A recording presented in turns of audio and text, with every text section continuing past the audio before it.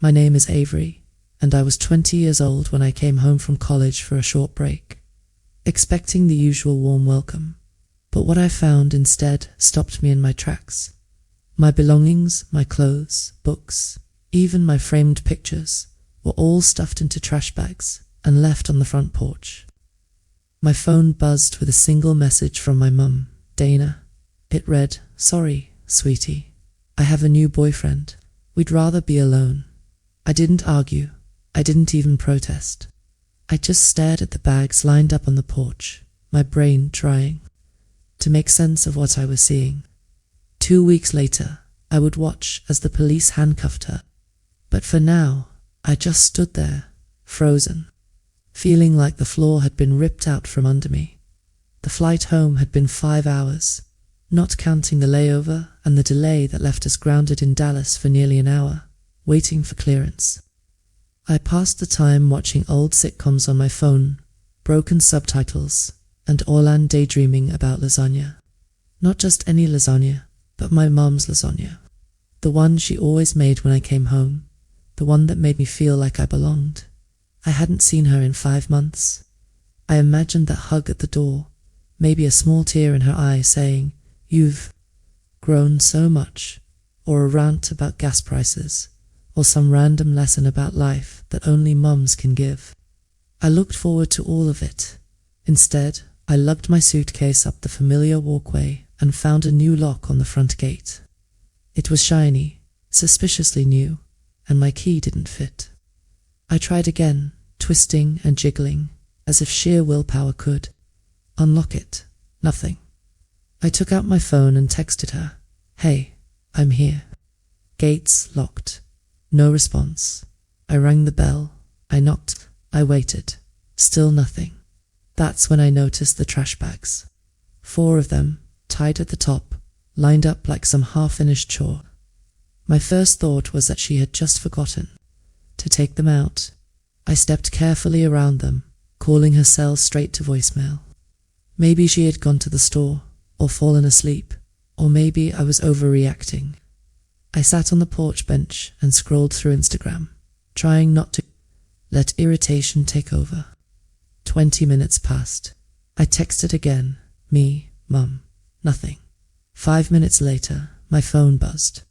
Relief at first, but then confusion. Her reply, "Sorry, hun, we changed the locks. Have a new boyfriend. We'd rather be alone." That was it. No explanation, no apology, no warmth. A follow-up ping appeared, saying, "I sent you a message on Facebook a few days ago." Facebook. I hadn't opened the app since high school. She might as well have sent it in Morse code. I called her. She answered on the 3rd ring. "Hi, sweetie," she said, cheerful as ever. "I'm at the house," I said, my voice tight. "I thought you'd get in touch. You knew I was coming." She laughed, hollow. "You changed the locks." "It's not personal," she said quickly. "It's just Vincent, and I need space right now. He's staying here. It's kind of our little getaway, and we just want to enjoy each other's company, without distractions." Distractions. That word felt sharp in my chest, and I was supposed to go where? "I don't know, Avery," she continued. "You have friends, right? Maybe you could stay with one of them. Most of them are out of town, like I told you last week," I reminded her. "Well, I did leave your stuff out for you," she said brightly. I glanced to my left. The trash bags. That was my stuff. "Yes, I packed it yesterday," she added, almost cheerfully. "Mostly clothes, a few books. You don't need much, right? You're only here for a week." There was a long silence. "Avery," she asked finally, "are you still there?" I hung up. I stared at one of the bags. My hoodie, my sneakers, a framed photo from senior prom still, cracked from the move to college. Everything smelled faintly like lavender, like dryer sheets and betrayal. I didn't cry, not yet. I just held the bag, feeling like I could haul it to the curb and donate myself to Goodwill. Eventually, I found a hostile, one of those with peeling paint on the bunk beds, and a front desk clerk who looked like he worked nights for survival. I checked in quietly, using the emergency card I kept behind my ID. I showered in one of those coin-operated stalls that blasted lukewarm water, the kind that makes you question every choice in your life.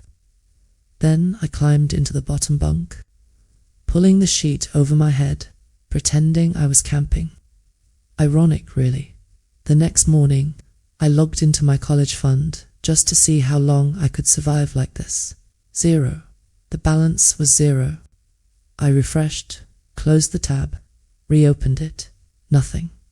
That fund had been my lifeline, partly from my grandfather's inheritance, partly from years of tutoring rich kids who thought AP chemistry was a new boy band. I had scrimped, saved, skipped, meals, all to make sure I could go to college. And now it was gone. I felt something colder than anger, fear. My mum, Dana, had always believed in second chances, third chances, 15th chances, if the man had nice teeth and a halfway decent Spotify playlist. I grew up with a revolving door of men. New man, new rules. One insisted I call him Dad. Another made me leave the room while he watched TV. Another gave unsolicited advice about posture. By the time I hit high school, I stopped expecting stability. I got a job at a bookstore, then tutoring, because I knew I'd have to make it on my own. The fund was real. My grandfather had set aside $40,000 in my name.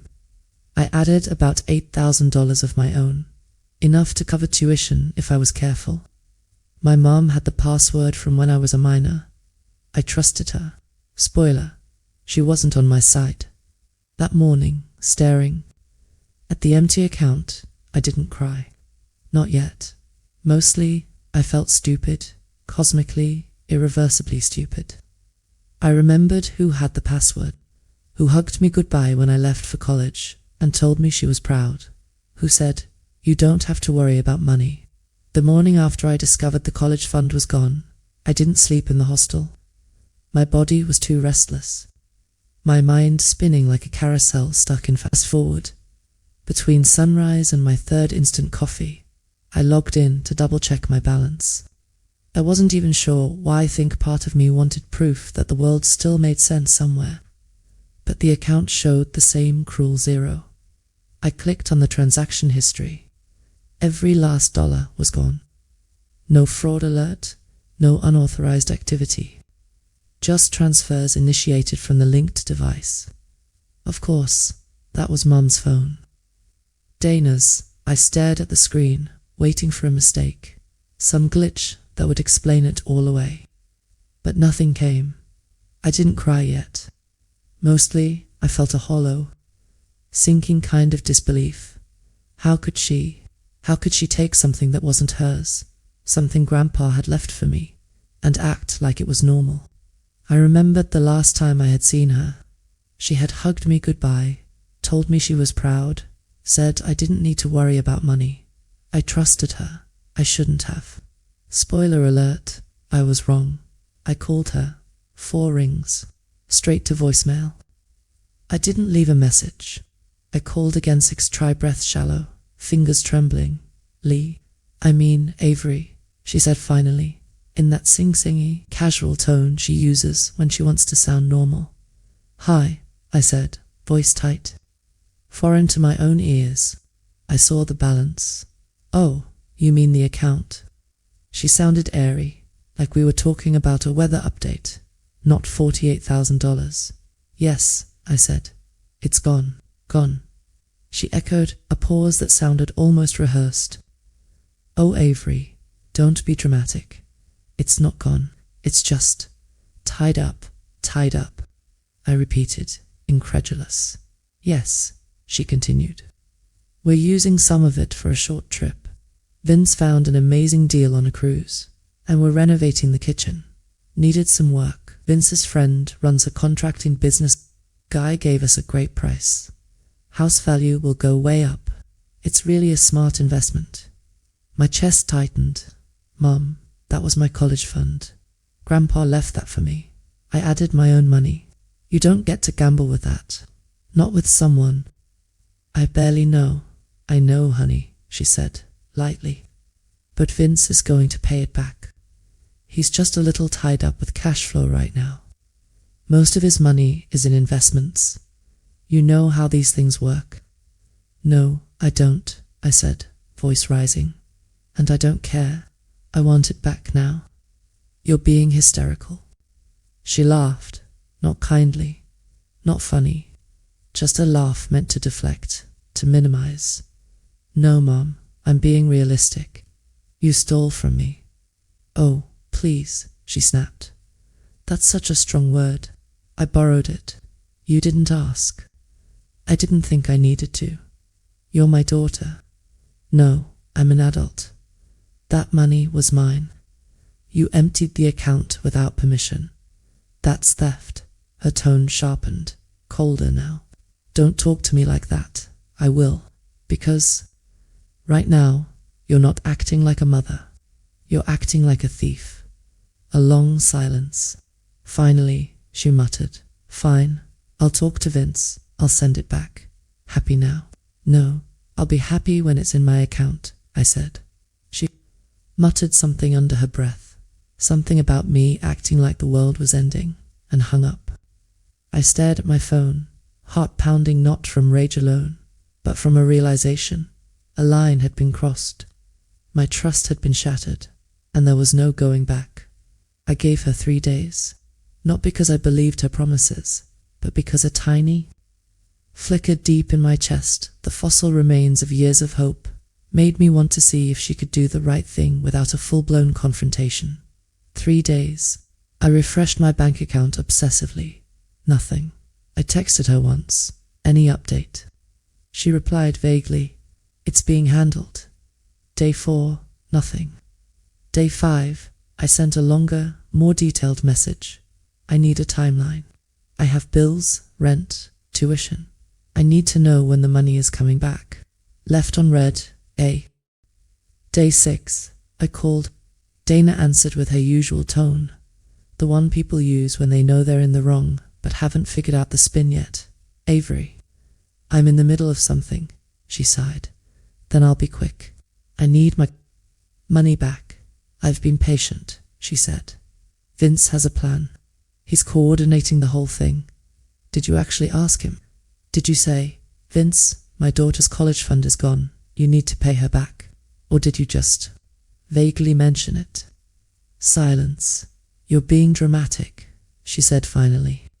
You have no idea how hard this year's been for me. Right, I said, voice rising. Too busy working 2 jobs, going to class full-time, saving every penny I could because I knew you couldn't help me. Oh my God, I wanted to help you, she shouted. You think I enjoyed watching you scrape by? You didn't say a word when you took the money, I said. I didn't take it, she yelled. It was accessible. It wasn't for drugs or nonsense. It was for the house and for us. Me and Vince, we were planning something beautiful. I laughed, actually laughed, because there was no other reaction left.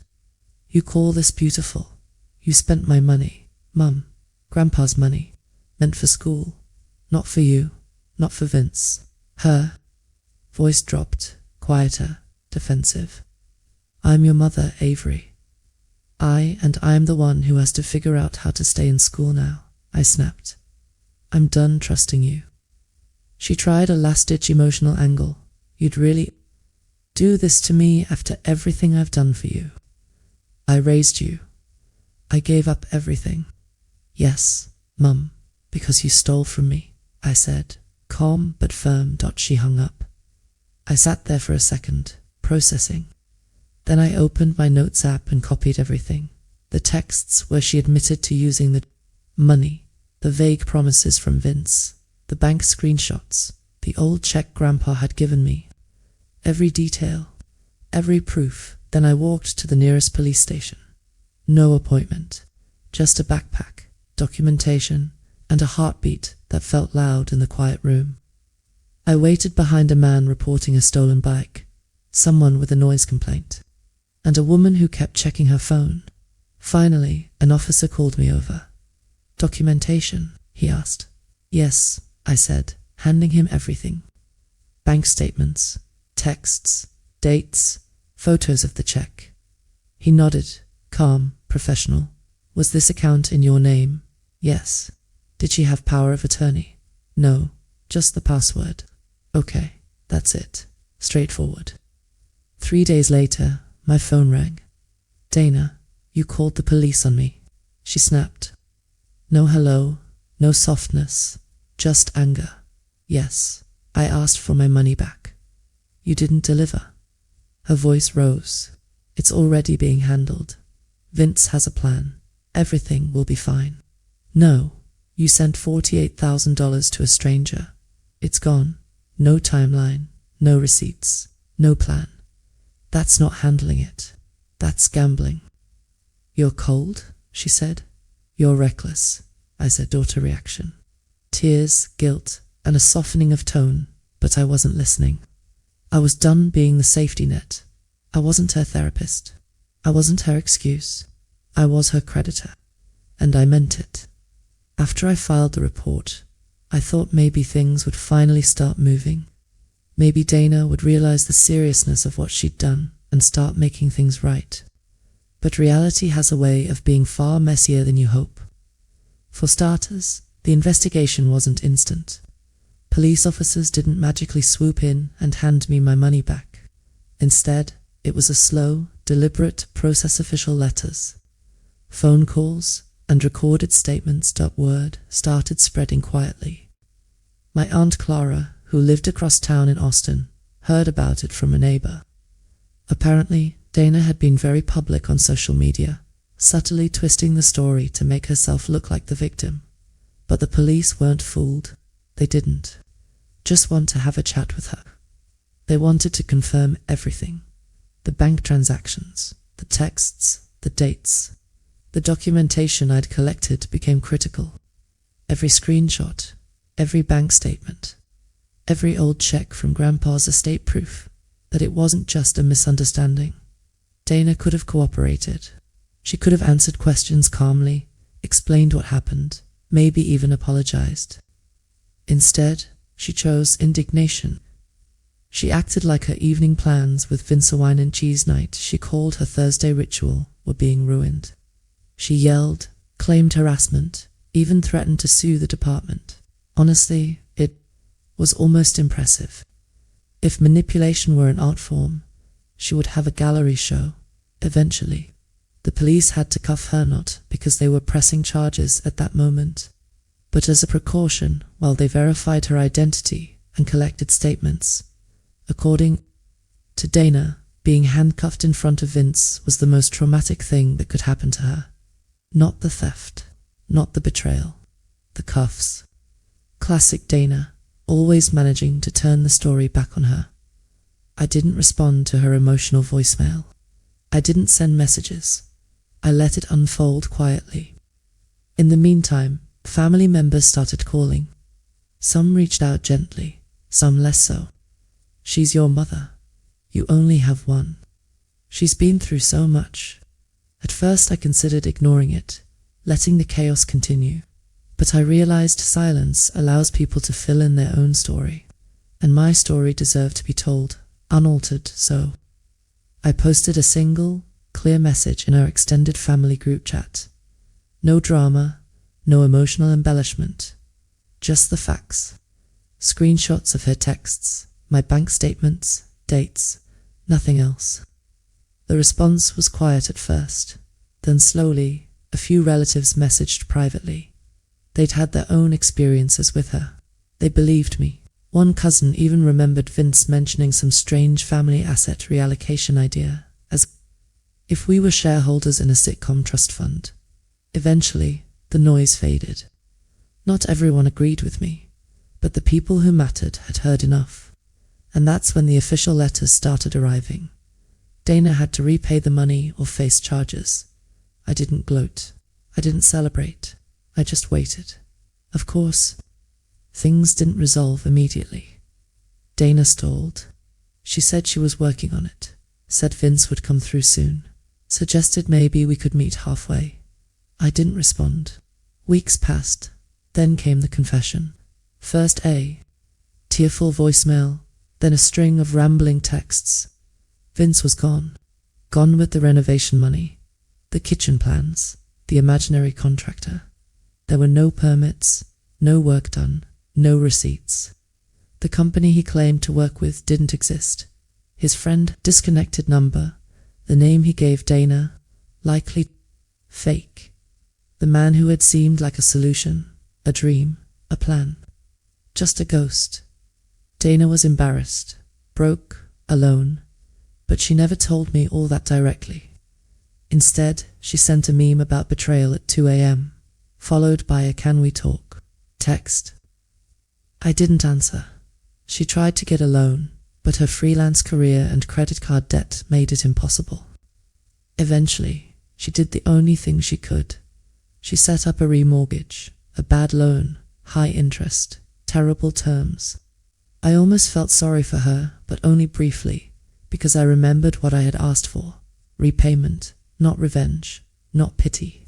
Just my money. Dana sent $20,000 up front. The rest would come in monthly installments, documented and enforced. Now, those payments arrive on the same day each month, deposited through a third-party service she'd probably set up to avoid typing my name. Like rent, I use them to cover books, groceries, and future expenses. She doesn't call anymore. No voicemails. No guilt trips. No memes about forgiveness. She knows it wouldn't work. According to my aunt, the kitchen renovation never started. Vince was gone. The money vanished. Dana was left with a predatory mortgage, a half-empty house, and no one to blame but herself. Sometimes, I wonder what her version of the story is. Maybe I'm the ungrateful daughter. Maybe he was her last chance at love. Maybe she sees herself as a victim. But I stopped rewriting her story for her. I'm not her safety net anymore. Not her therapist. Not her excuse.